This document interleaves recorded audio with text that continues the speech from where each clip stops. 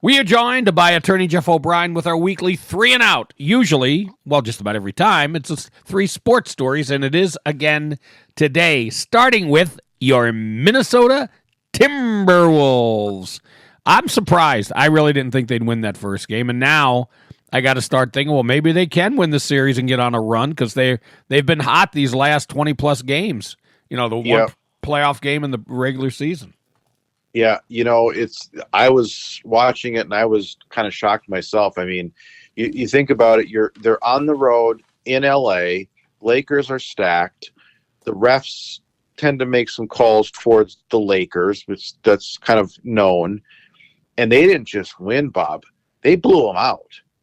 I mean, it wasn't even close. 117-95. Well, Jeff, here's the thing. If you are a Laker fan, what more can Luka Doncic do? He had 37 points. Mm-hmm. What more can he do? And where's LeBron? Apparently they have him. They have LeBron, and not much else. Where the Timberwolves will come at you with it as a team, because the numbers weren't great for Anthony Edwards. Certainly scoring wise, he did have some nice numbers assist wise, and in rebounds. Well, and that was one of the reasons, remember last summer when they traded Karl Anthony Towns, and I was one that was kind of questioning that. And what I understood was part of why they did it was to gain some depth, and we're seeing that now. I mean, they have a lot more guys that can get hot and score, and that's a good thing, So absolutely, I'm cheering for them. Like I said on my social media stuff yesterday, I've got clients up in the North Loop that rely on the traffic from the games at Target Field and Target Center, and with the Twins stinking it up, they're not getting much from them. An extended Wolves playoff run would be just what those businesses need. So, well, then for their sake, let's hope that they have. There you go. Because I honestly don't care one way or the other if the Timberwolves win or lose. I'm not, because of some of the personal stuff and the way he's behaved. I'm not a big Anthony Edwards fan. His off the court stuff. As a player, he is immensely talented. Yeah, and the little taunting of Doncic on Saturday night. I mean, it's cute, but it's I don't care about that. It's the old Bud Grant line. Act like you've been there before. Yes. Well, I mean, it's going to be interesting because if they win this series, he will be hailed as, he's the guy. It's going to be his series, and he's finally taken that step where he's leading them to championship. Well, let's see him actually do it, right? And then we'll go from there. Exactly. And all right, so item 2. Oh, the those poor Wild. With the Wild, we talked about, I think about a week ago, Bob, about how I thought the Wild had a better chance in the playoffs than the Wolves. Still feel that way? No, I'll explain. But I thought with Eriksson, Ek, and Kaprizov being out most of the year, or most of the second half of the year, that was kind of why they ended up in a wild card slot, because they were burning it up when those guys were healthy. And then when the first game they came back, I think they combined for like 6 goals or something like that. But what concerns me, I mean, a 4-2 loss to Vegas in Vegas isn't, to me, incredibly concerning. What concerns me is, after he had kind of a lackluster playoff appearance last time, Kaprizov had 1 shot on goal. Yeah. Again, so we have a problem here with our. That's a problem. When your superstar player goes dark in the playoffs, that's an issue. And so I hope they can, recover from that. But I'm a little bit worried that we're looking at a possible Vegas sweep. Well, again, 1 game for the Wolves, 1 game for the Wild. Things can turn. True. And change. True.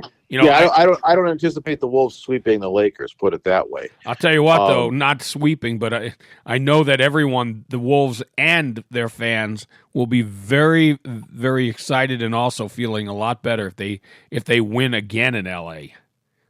Tomorrow night. That would be incredibly impressive to me anyway. Yeah. So we'll see. I think a second win in LA would shift the momentum where it would be.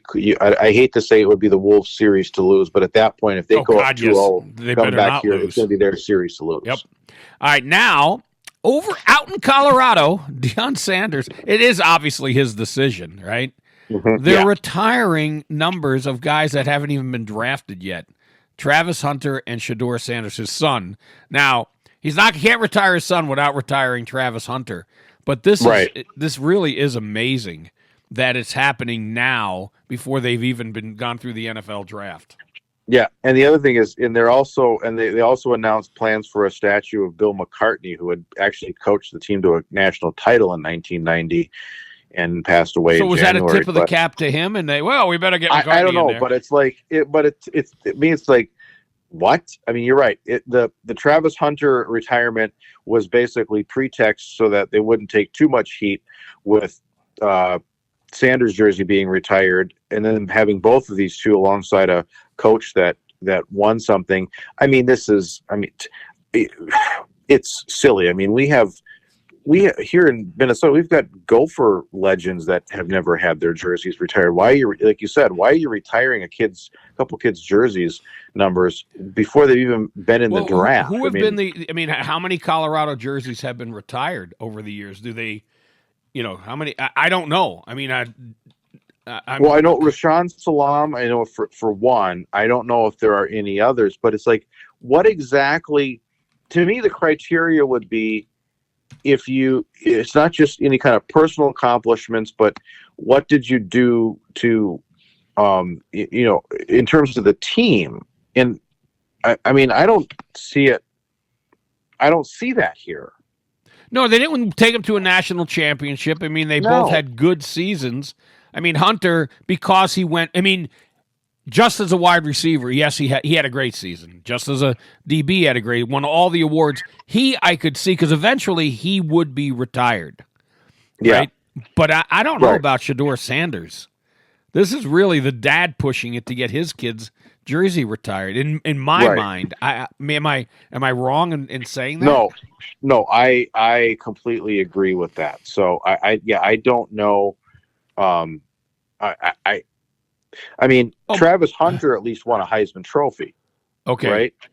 But it's so you're right. At some point, it's likely, given the precedent of Salam, that his number might be retired. Right.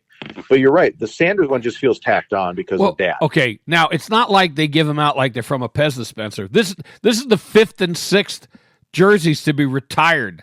Joe Romick, never heard of him, probably an old-timer, 67. Okay. Byron Whizzer White, yes, we know that one. He was Agreed. He was a Supreme Court justice as well. His number 24, Romick 67, Rashaan Salam's 19, and Bobby Anderson's number 11. I don't remember Bobby Anderson. Not that that's a bad thing, but I just don't remember. I don't either.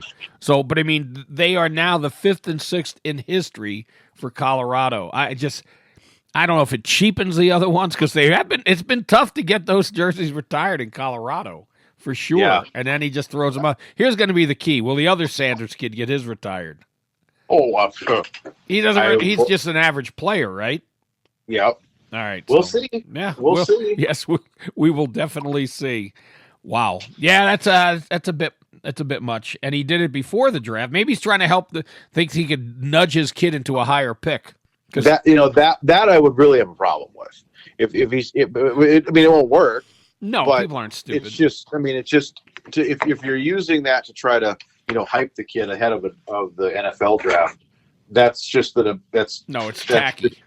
It is. But it is something I can see him doing. All right, Jeff, is always greatly appreciated. Jeff O'Brien with our weekly 3 and Out. Take a quick break, and the BS Show will be right back.